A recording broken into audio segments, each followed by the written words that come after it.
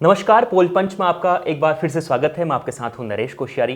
प्रधानमंत्री नरेंद्र मोदी लगातार साउथ यानी दक्षिण भारत के जो राज्य हैं वहां पर रैलियां कर रहे हैं। साथ ही बीजेपी का जो मिशन है कि दक्षिण भारत में इस बार अपने आप को मजबूत किया जाए, ताकि जो मिशन बीजेपी का है 400 सीट को पार करने का, वो पूरा किया जाए। प्रधानमंत्री नरेंद्र मोदी आज केरल में थे, उसके बाद हैदराबाद में उन्होंने रैली की।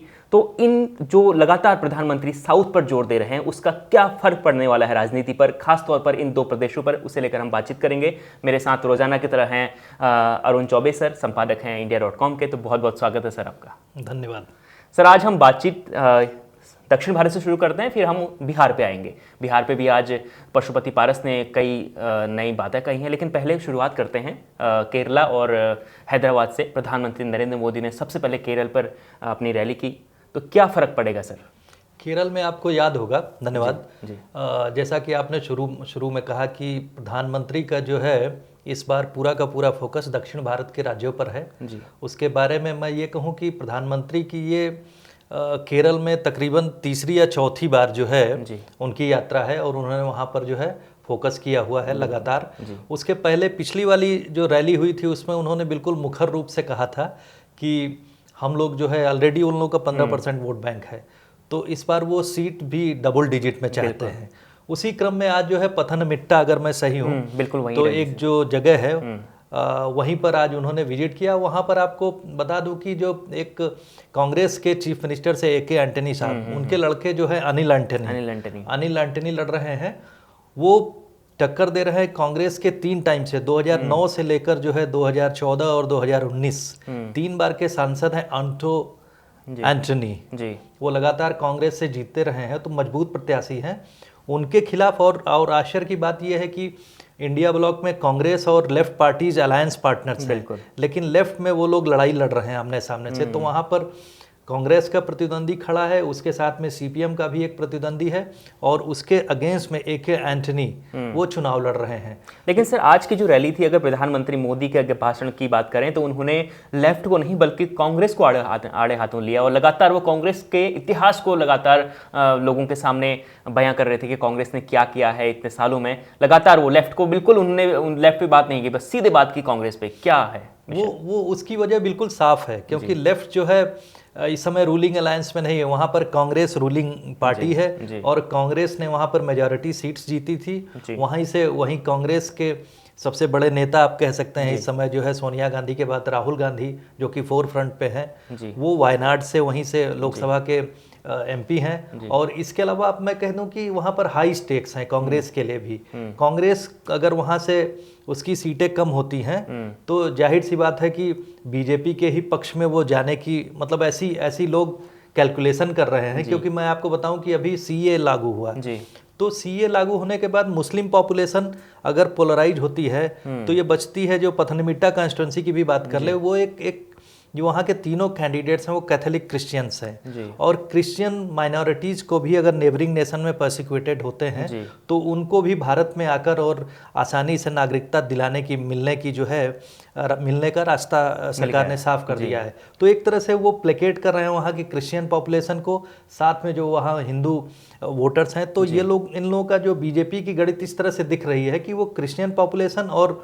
जो हिंदू पॉपुलेशन वहाँ की केरला की, उसको अपनी तरफ से एक करके जो है, क्योंकि मुसलमान वोट तो बिल्कुल कंसोलिडेटेड है, जो कि वो अब कांग्रेस के ही फेवर में दिखता है। वो उसका परिणाम हम लोगों ने लोकसभा, तेलंगाना का जो असेंबली इलेक्शन हुआ और कर्नाटका का चुनाव हुआ, उसमें कंसोलिडेटेड जो वोटिंग हुई, उस पैटर्न को देखकर हम लोग ऐसा मान सकते हैं। सर अगर बात करें अगर हैदराबाद की, तो प्रधानमंत्री नरेंद्र मोदी हैदराबाद में भी रैली कर रहे हैं। तो प्रधानमंत्री नरेंद्र मोदी कई बार तेलंगाना में रैली कर चुका है। पिछले दिनों की बात करें तो वहाँ पर वो राज्य सरकार को भी आड़े हाथों ले रहे हैं। वो लगातार कह रहे हैं कि जो इससे पहले KCR की सरकार थी और अभी कांग्रेस है, तो ये दोनों भाई हैं, आप बीजेपी को चुनिए। लगातार प्रधानमंत्री जोर दे रहे हैं। तो क्या फर्क पड़ेगा? और खास तौर पर एक सीट जो है वो असदुद्दीन ओवैसी और माधवी लता, 2 बड़े नाम है सर, आपस में उनकी काफ़ी चर्चा है। कैसी रहेगी इन दोनों की टक्कर? तेलंगाना में आपने देखा कि अभी दिसंबर में जो चुनाव के, असेंबली इलेक्शन के चुनाव परिणाम आए, उसमें तेलंगाना में जो कांग्रेस की जो सीट्स हैं वो वो उन्हीं क्षेत्र में सबसे ज़्यादा बढ़ी जिसमें जैसा कि अभी मैं चर्चा कर रहा था कि माइनॉरिटी का कंसोलिडेशन था। तकरीबन 25 सीट थी, जो 25 की 25 सीट जो कांग्रेस के फेवर में चली गई, जिसकी वजह से बल्क में जो है बीआरएस, जो कि टीआरएस से होकर बीआरएस हो गई है, बीआरएस को जबरदस्त नुकसान उससे भी हुआ। तो तकरीबन 65 या 67 सीट उनको फायदा हो गया कुल मिला के। तो उन लोगों ने जो है सरकार बना ली। तो उसमें देखना यह है कि बीजेपी की जो संख्या है, बीजेपी ने जो पिछली बार, अगर मैं सही हूं तो उनको तकरीबन वहां से जो है 4 सीट मिली थी एमपी की पिछली बार वो लोग 4 एमपी सीट जीत चुके हैं और असेंबली इलेक्शन में जो है उनका वोट प्रतिशत भी डबल डिजिट में हो गया है, तकरीबन 15% के आसपास। तो बीजेपी वहां से भी काफी आशान्वित है क्योंकि 17 सीट है तेलंगाना में 17 लोकसभा की सीट है, जिसमें जो कि बीजेपी 4 पे जो है कब्जा जमा चुकी है। पिछली बार कांग्रेस के 3 सीटों पे जीती थी और उसके बाद जो है टीआरएस मेजॉरिटी 9 सीट्स जीत चुकी है वहाँ पर। और जो असदुद्दीन ओवैसी की बात आपने कही, उन्होंने 1 सीट जीती थी जबकि वो बीआरएस के साथ हो गए। लेकिन इस बार तो लग रहा है कि माधवी लता काफी मजबूत दिखाई दे रही है। माधवी लता बहुत फायरी लीडर हैं। इस समय वो काफी चर्चा में ये भी हैं क्योंकि कुछ जो टर्म यूज कर रही हैं, वो टर्म यूज कर रही हैं जो रजाकर एक्चुअली जो पार्टीशन के टाइम में जो है रजाकर जो है, जो हैदराबाद निजाम थे उनकी आर्मी हुआ करती थी। तो रजाकर्स की जो आर्मी थी ना, जो उनके जो पैलेस गार्ड्स आप इस तरह से कह सकते हैं, जो उनकी सेना थी, प्राइवेट आर्मी थी, उसने जो है वहाँ की हिंदू पॉपुलेशन पे बहुत अत्याचार जैसी की रिपोर्ट्स मिलती हैं काफ़ी किए थे। लेकिन जब सेंटर का इंटरवेंशन हुआ, जो लौह पुरुष पटेल साहब ने जो इंटरवीन करवाया, तो उसके बाद से रजाकर की सेना जो है तुरंत जो है सरेंडर कर दी उस चुनौती में। और वहाँ के जो पॉपुलेशन थी, जो निजाम साहब थे, उन्होंने भी सबमिट कर दिया फिर। तो इस वजह से उन लोगों को जो रजाकर एक डेरोगेटरी टर्म अब माना जाता है, इसको राजनीति में अब लोग अवॉइड करते हैं यूज़ करना। और ओवैसी के खिलाफ इस तरह के शब्दों का इस्तेमाल थोड़ा सा अनपार्लियामेंट्री है।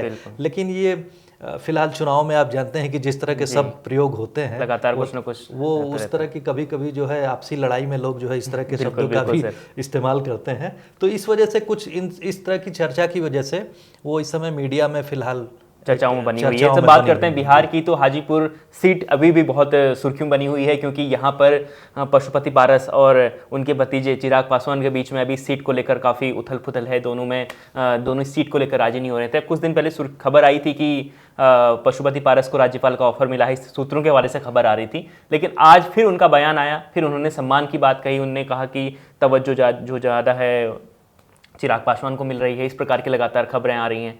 तो क्या हो पाएगा गठबंधन या टूट जाएगा?